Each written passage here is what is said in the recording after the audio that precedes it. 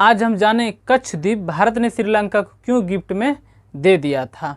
1974 में तत्कालीन प्रधानमंत्री इंदिरा गांधी ने कच्छ द्वीप श्रीलंका को गिफ्ट में दे दिया था, और क्यों दिया था और इससे क्या नुकसान उठाना पड़ रहा है, आज हम इसी पे चर्चा करेंगे। आप इमेज में देख रहे हैं, रामेश्वरम से 30 किलोमीटर दूरी पर स्थित है कच्छ द्वीप। इतिहास जान लेते हैं, क्या है द्वीप का इतिहास। 17वीं शताब्दी मदुरई के राजा रामनंद के कंट्रोल में था। वहाँ पर उन्होंने चर्च का निर्माण कराया था और भारत से हजारों लोग प्रतिदिन वहाँ पे प्रार्थना के लिए जाते हैं उस द्वीप पर। 1921 तक रामनाथपुरम के कंट्रोल में था वो द्वीप। वो रामनाथपुरम तमिलनाडु के क्षेत्र में आता है। उस समय ब्रिटेन के कंट्रोल में भारत भी थे और श्रीलंका भी थे। जब देश आज़ाद हुआ, ब्रिटेन ने भारत के क्षेत्र में मान्यता उनको उस द्वीप को दिया गया। 1974 में तत्कालीन प्रधानमंत्री इंदिरा गांधी ने कच्छ द्वीप श्रीलंका को क्यों दे दिया था। उस समय इस द्वीप को लेकर दोनों ही देश उलझ रहे थे। अब भारत और श्रीलंका में अच्छी दोस्ती थी। ताज्जुब की बात यह है कि भारत में उस समय महिला प्रधानमंत्री थी और श्रीलंका में भी उस समय महिला प्रधानमंत्री थी। और दोनों में अच्छी मित्रता थी। मित्रता अच्छी बने रहे, इसलिए इंदिरा गांधी ने गिफ्ट के तौर पर उस द्वीप को श्रीलंका को पकड़ा दिया। दोस्तियारी में तो गिफ्ट लेना देना होते ही रहता है, लेकिन ज़मीन का टुकड़ा को नहीं देना चाहिए। मछुआरों ने, तमिलनाडु के मछुआरों ने विरोध करना शुरू कर दिया था। मछुआरों का कहना था कि हमको मछली नहीं पकड़ने दिया जाएगा उस जगह पे, ना वहाँ पे हम आराम करते हैं, जाल सुखाते हैं। उस समय राज्य सरकार उसमें कुछ नहीं कर पाए क्योंकि आपातकालीन लगा हुआ था। भारत और श्रीलंका में इस द्वीप को लेकर ये समझौता हुआ था, सिर्फ द्वीप दिया गया था। ये बोला गया कि भारत के व्यक्ति अगर इस द्वीप पे जाएंगे तो उनको वीज़ा की ज़रूरत नहीं पड़ेगी, और अगर मछुआरे वहाँ पे जाते हैं तो उनको भी वीज़ा की ज़रूरत नहीं पड़ेगी, वहाँ पे आराम कर सकते हैं, जाल सुखा सकते हैं। उनको रोका, श्रीलंका की तरफ से रोका नहीं जाएगा। ये सब करार हुआ और मछली पकड़ने की कोई तय सीमा नहीं हुई। जैसे ये कच्छ द्वीप है, इसके चारों बगैर कहीं पर भी मछली पकड़ सकते हैं, इसकी कोई तय सीमा नहीं करार किया गया था। लेकिन प्रभाकर लिट्टे की उस समय की सरकार धीरे धीरे समाप्त होते चला गया, सरकार बदलती चली गई।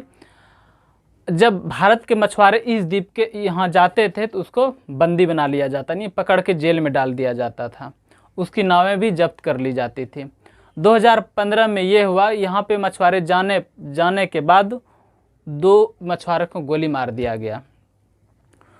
और 2015 में तत्कालीन प्रधानमंत्री विक्रम सिंघे ने ये कहा था, अगर इस द्वीप के को आसपास भी जाता है तो उसको गोली मार दिया जाएगा, भारतीय मछुआरों को। इस द्वीप भारत ने जब श्रीलंका को दिया तो कितना नुकसान उठाना पड़ रहा है।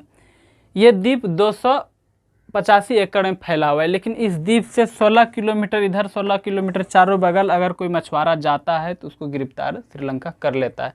कितना बड़ा क्षेत्रफल भारत के हाथ से निकल गया। और इस यहाँ से अगर मछली श्रीलंका मारता है तो उसको फ़ायदा वही उठाता है। भारत अपने पड़ोसी देशों के साथ बहुत मित्रतापूर्ण व्यवहार करता है और राशन पानी ज़रूरत भी देता है। इधर श्रीलंका को बहुत राशन पानी दिया है, लेकिन वो आंख दिखाने शुरू कर देता है। अगर भारत के जगह चीन रहता तो वो कहता श्रीलंका पूरा मेरा है, मेरे बाप दादा वहाँ पे गैया भैंसिया चराया करते थे, इसलिए पूरा हड़प लेता वो।